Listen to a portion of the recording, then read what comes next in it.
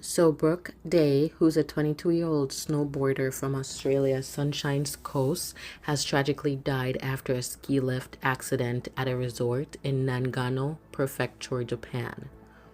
According to resort's officials, a buckle from an unfastened waist belt on Brooke's avalanche rescue backpack became caught on the lift chair as she disembarked.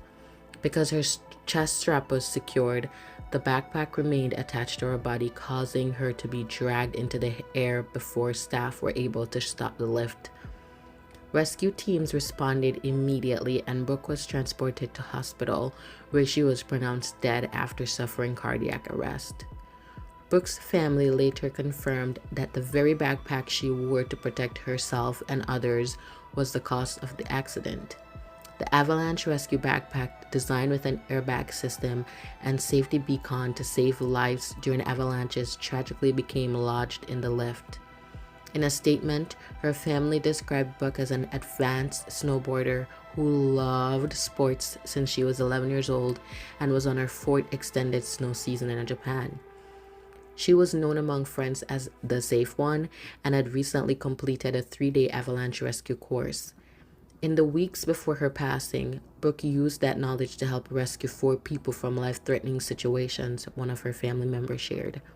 She was wearing the avalanche rescue backpack to keep herself and her friends from any tragic accident. But tragically, it was that same backpack that got caught on the ski lift. Her parents traveled from Queensland to Japan and were by her side when she passed peacefully in the early hours of Sunday. Tributes had poured in from friends, teammates, and sporting club all across Australia. Brooke was remembered for her kindness, her humility, and her determination, as well as her infectious smile. Her clubs described her as a talented athlete, a cherished teammate, and someone who made everyone around her just better by just being their friends and just being there for them. Japan's Department of Foreign Affairs and Trade had confirmed that they were providing support to the family, while the mountain resort expressed deep condolences and pledged to strengthen safety measures as investigators continue with their investigation. Brooke Day was a beautiful young lady who had her life ahead of her. Her love for sports and her selfless spirit have left a lasting impact on anyone who knew her. May her soul rest in peace, and hopefully her family will find peace.